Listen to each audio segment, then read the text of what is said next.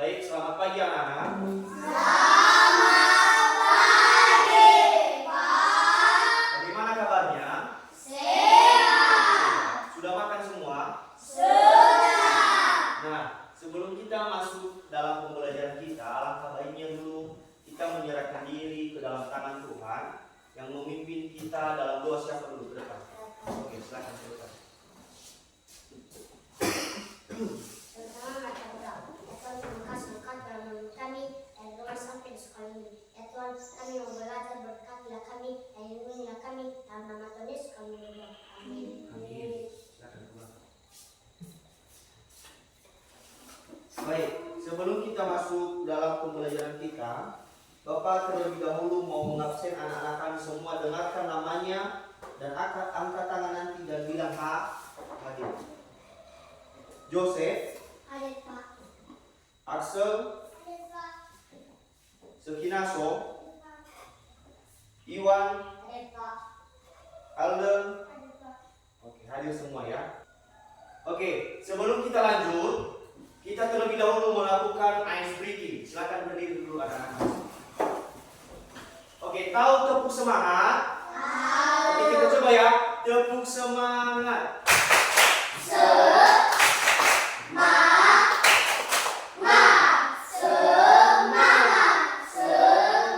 Oke, tepuk tangan semua. Silakan duduk. Nah, baik. Yang menjadi materi pembelajaran kita pada hari ini, judul barunya yaitu menceritakan tentang dongeng. Mungkin anak-anak kami sudah pernah mendengar yang dimaksud dengan dongeng.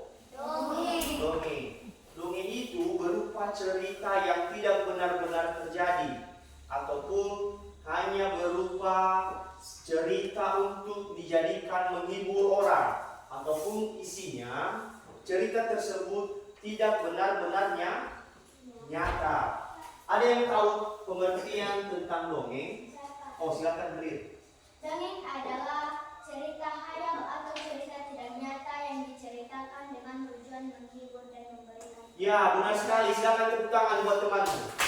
Nah, itu dia pengertian dongeng. Dari yang Bapak beritahu tadi sama anak-anak kami semua, yang dimaksud dengan dongeng itu cerita yang tidak benar-benar terjadi ataupun cerita yang hanya karangan semata-mata. Nah, dalam sebuah dongeng memiliki beberapa jenis ataupun unsur-unsur. Ada beberapa unsur-unsur, ada 5 unsur-unsur. Ada yang tahu unsur-unsur itu? Oh, silakan berdiri. Unsur-unsur dongeng adalah tokoh, latar, alur, tema, amanah. Ya, benar sekali. Silakan tepuk tangan. Ya, dari yang disebutkan oleh temanmu yaitu unsur-unsur dari dongengnya itu yang pertama tokoh. Yang dimaksud dengan tokoh itu pelaku dalam cerita. Biasanya dalam sebuah dongeng ada sifat si jahat dan si baik. Misalkan ada buaya dan kancil. Sudah pernah kalian dengar dongeng buaya dan kancil? Sudah. Jadi sifat seorang kancil itu suka membantu, sedangkan buaya suka menakut-nakuti. Kemudian latar. Nah, yang dimaksud dengan latar dalam sebuah dongeng itu di mana tempat dilakukannya sebuah cerita itu. Misalkan di hutan ataupun di rumah. Nah, itu yang dimaksud dengan latar. Kemudian tema. Nah, dalam sebuah dongeng, setiap yang menciptakan sebuah dongeng ataupun cerita karangan selalu mencari judul yang menarik dan mudah diingat. Nah, setelah tema tadi, dilanjut yang terakhir yaitu amanat. Yang dimana amanat ini memiliki kesan tersendiri. Misalkan dari sikap kancil, apa yang bisa kita ambil dari sikap kancil? Suka membantu. Begitu juga kalau kita menjadi manusia. Ya, misalkan ada temanmu yang kesusahan, maka baiknya kita harus bisa membantu. Nah, begitu juga juga dengan sifat si buaya. Bagaimana tadi sifat buaya? Dia mengaku-ngaku, bahkan memakan hewan lah. Nah, jadi dari sifat kedua hewan tersebut antara kancil dan buaya, mereka masing-masing memiliki sifat yang berbeda. Ada hal yang baiknya dan ada hal yang tidak baik. Kemudian dari unsur-unsur dongeng tersebut memiliki juga jenis-jenis. Ada beberapa jenis-jenis dongeng. Kalau Bapak nggak salah ada 3 jenis dongeng ataupun 4. Ada yang tahu? Ya, silakan berdiri. Jenis-jenis dongeng. 1.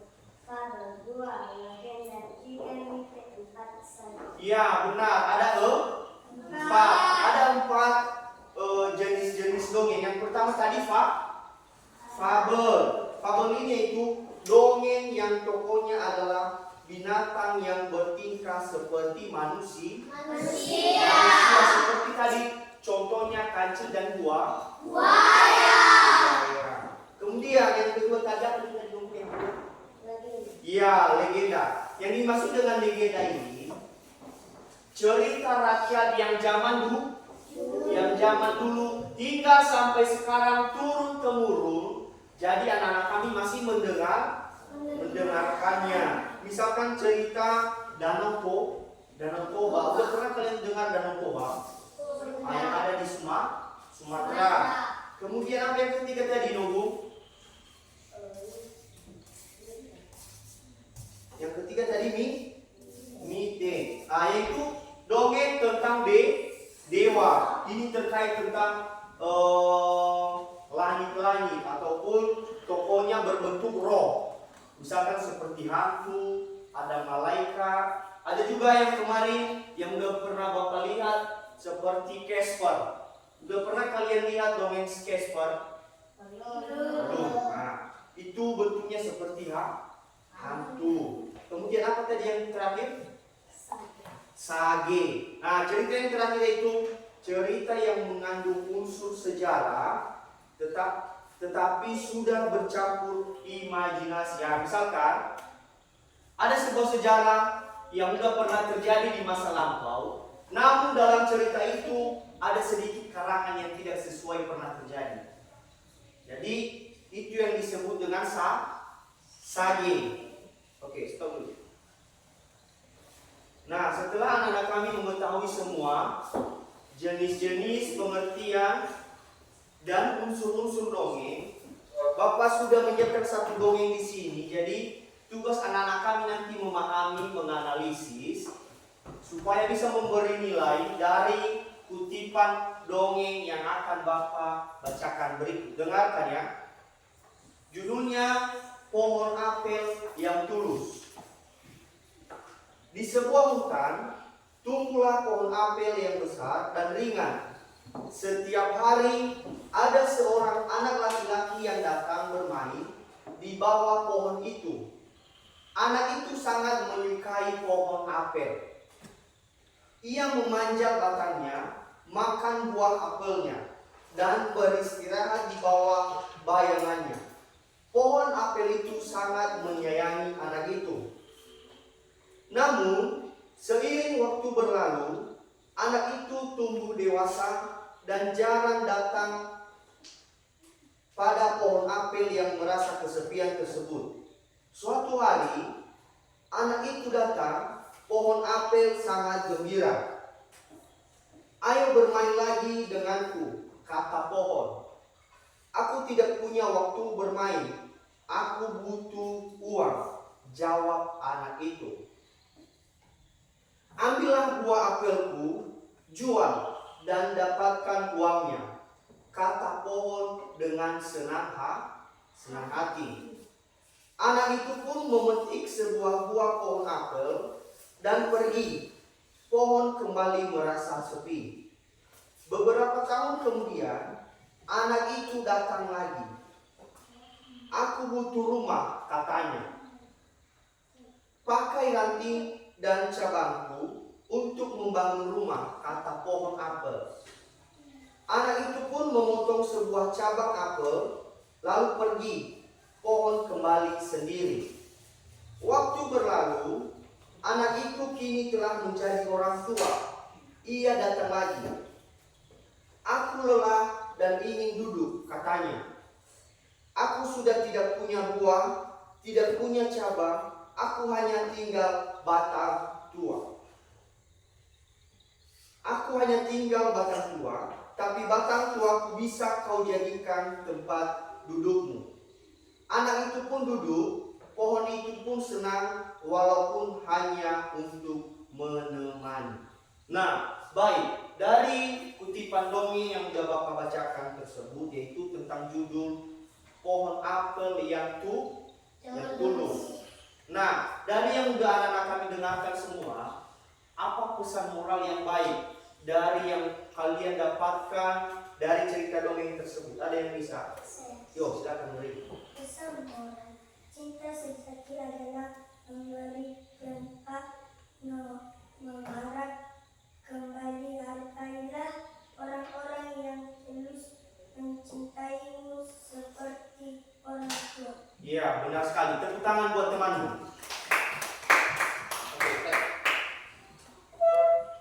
Nah, itu saja materi yang kita bahas tentang menceritakan dongeng. Sekarang Bapak mau beri tugas untuk anak-anak kami semua. Silakan tulis. Tugasnya dikerjakan. Minggu depan Bapak periksa. Nomor 1, tulis 2 atau 3 dongeng. Tulis 2 atau 3 dongeng yang berbeda. Sudah? Nomor 2, identifikasi tema utama dari masing-masing dongeng tersebut. Nomor 3, buat kerangka alur cerita yang sederhana. Buat kerangka alur cerita yang sederhana. Baik, itu saja tugas anak-anak kami. Silakan dikerjakan minggu depan, akan Bapak beri periksa.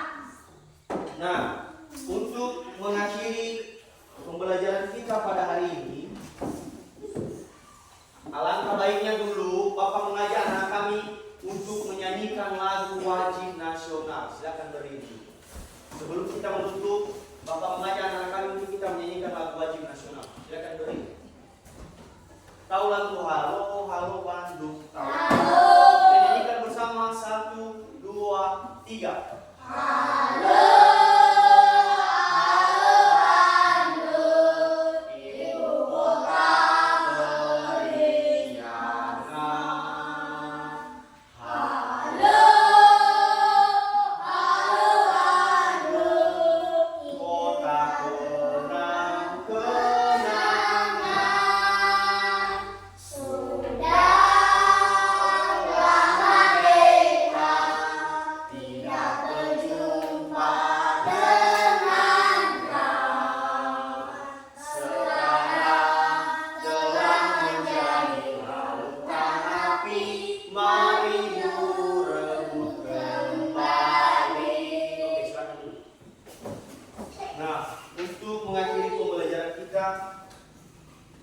Kita kembali menyerahkan diri ke dalam tangan Tuhan.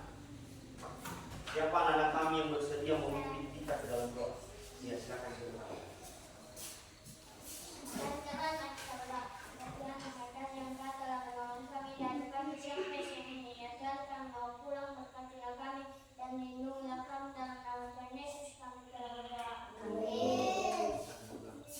Baik, anak-anak kami semua, materi yang kita pelajari hari ini supaya anak-anak kami selalu mengingatnya. Bapak tutup. Selamat siang.